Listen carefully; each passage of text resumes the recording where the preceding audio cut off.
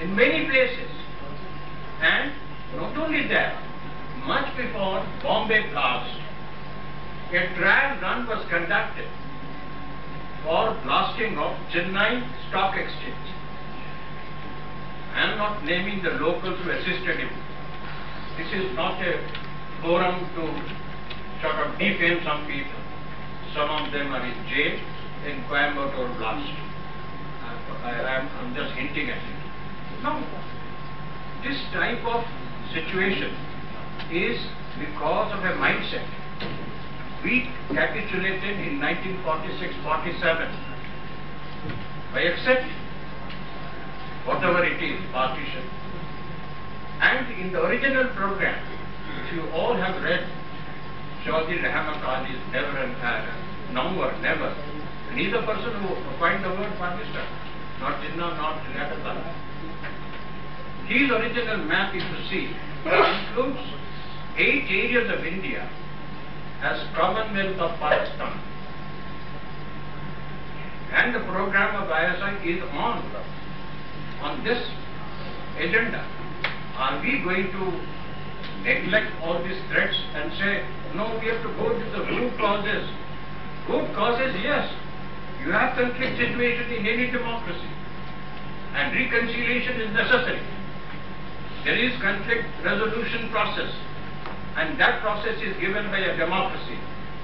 There is no other system known to the world that can provide conflict resolution situation. If something happens in future 100 years after there is another form of government, it's okay, but as of today, democracy provides that. You can agitate. And they are not terrorists.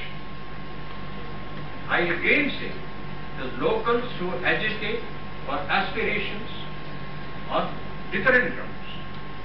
For example, creation of new states, or Gorkhaland, for example. At one time it became very virulent, but there was resolution of the conflict internally. So, gentlemen, we must have an act. 1995, Tata was non-existent. Reasons are known. Political misuse of Tata, where Tata should not have been invoked. Tata was invoked in Gujarat, where there was no terrorism. Who is to be blamed? Those who are to be blamed are blaming Tata now. That is what my previous speaker said, and rightly he said so. Now, we have to take safeguards. So since I was thinking of a bit of Tata, this new photo, I find good elements in it. I find some dangerous elements in it. Good elements are derived from Organized Crime Control Act, which is already under implementation in Maharashtra, Andhra Pradesh, and some of the states are having the process on. Now what it provides? It provides tools for collection of evidence, which was missing in Tata. That is intercepts. You understand what intercepts are. So this is provided. Then there are even detention. Under Tata, detention period was too long, and it was much more than what it is now. Normally, you have 15 days police remand. You all are lawyers. Many of you are distinguished lawyers here. 15 days. Tata provides for. Sorry, this photo. By the way of having answer in Tata, because I have not seen the photo time. Photo provides for 30 days only. And why do you require 30 days? People say, by ordinary law is good enough. From my own experience, I can tell you that no accused of the type that we are dealing with will speak out within 15 days. Because half the time will be wasted in writing, case diaries for the satisfaction of the court. Go to काम निकल गया. Pre-production because the court in between 7 days remand, 7 days reward, all sorts of things happen. Now 15 days, they do not break. I don't mean physical torture, mind you. I am not in favor of it. I have never done it in my lifetime.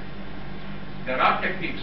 I can explain all those humorous stories on another occasion, how people come up with truth. without use of anything called torture.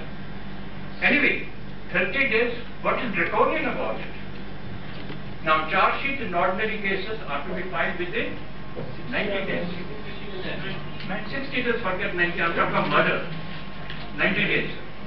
What is provided in the photo? 90 days. But if there are genuine reasons for which you have to apply, you can make it 180 days. Is it too, are we not to leave a judiciary to apply mind and find out if the reasons are valid or not? Why are you discounting our judiciary? They are, people with wisdom, they can immediately say which way is going, the case is wrong or right. So it's nothing. Now, my concerns area I will not say, because it's not time, it's a very long history. But one concern area is 3H, Section 3, subsection 8, where an obligation has been cast on people to share information in the event of terrorist cases happening or going to happen. Now this is being largely debated. Press will be involved because they are talking to terrorists for coverage of information, for coverage of news. It's a very dangerous area. Now, it is a very debatable. Personally, if you ask me, I am not in favor of this 3H, subsection 8, because it is likely to be misused. This is why if my neighbor is a terrorist and he does something and I am asked after his action, after his act, why did you tell us that he was a terrorist and all that? How do I know that he was a terrorist? Why should I be questioned on that? First thing. Second, press has a freedom. And mind you, 90% of intelligence that we get today all over the world is lifted from the press. Nobody knows about it. We make it as if it's our information. Who can meet Bin Laden except the press?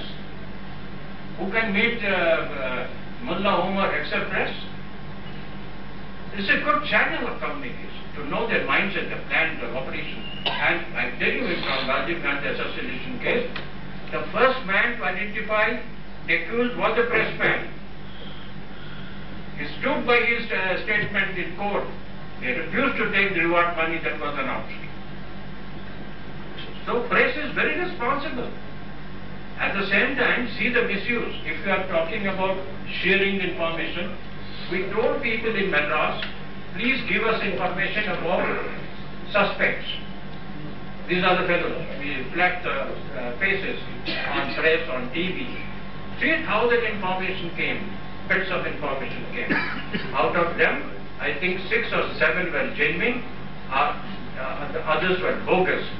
Bogus to harass others.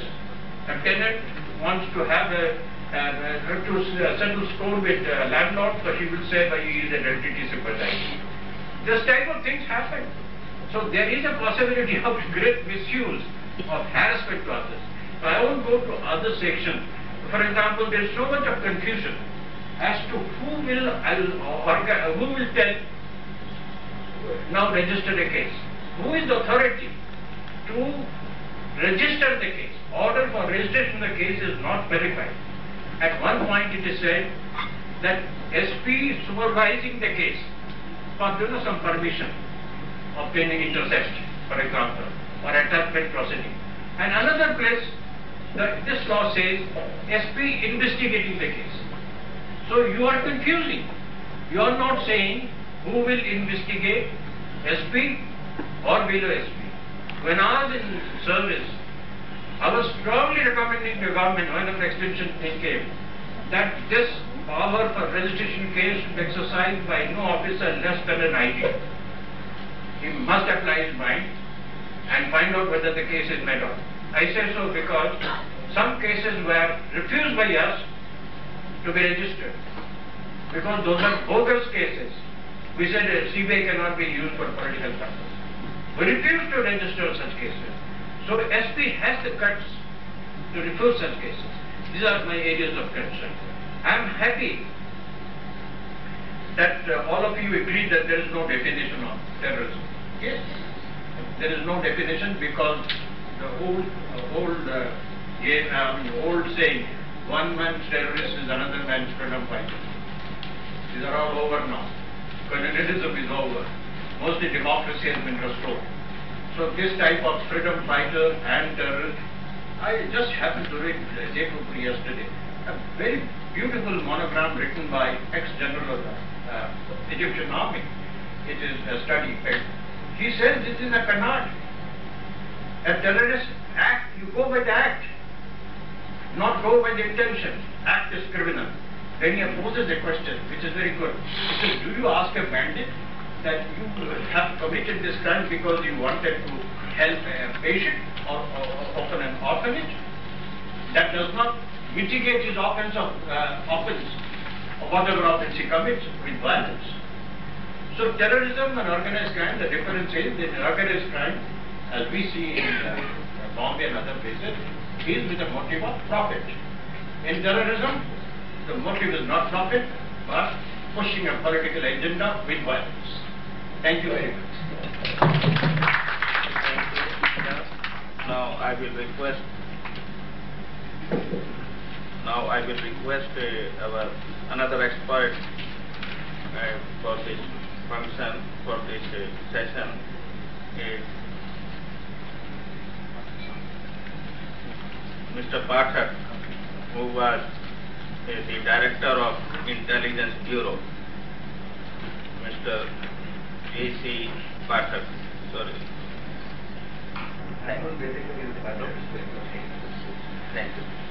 Mr. Chairman, my friend Mr. Harish, ladies and gentlemen, I am indeed happy to have this opportunity of interacting with a group of well-informed people on certain aspects of some of the graver aspects of the national security situation. The so-called cross-border terrorism, of which we have been at the receiving end for more than 10 years, is a subset of global terrorism and has been on the top of our national security agenda all these years. Some months ago, I had an occasion to have a discussion in Delhi with the Vice President of one of the leading think tanks in the US, who is a great authority on terrorism himself. And I remember having told him two things. I said, look, India provides you a very good window, the window that opens westwards, to have a view of what is happening in the sphere of international terrorism. And two, I told him, it would be a highly misplaced notion if the US is trying to derive any comfort from distance in its approach to terrorism. I told him that the kind of situation that is developing in the Afghan-Pakistan axis would produce elements who would reach out beyond 7 seas. Of course, I was not making any prediction. But September 11th established two things. One, that the world had passed into a new era of covert offensive, which could be as deadly, if not more, than an open warfare. And second, perhaps a shade more important, that a new level of motivation was being created in the conscious use of violence. And this was being rooted in interpretations of faith and religion.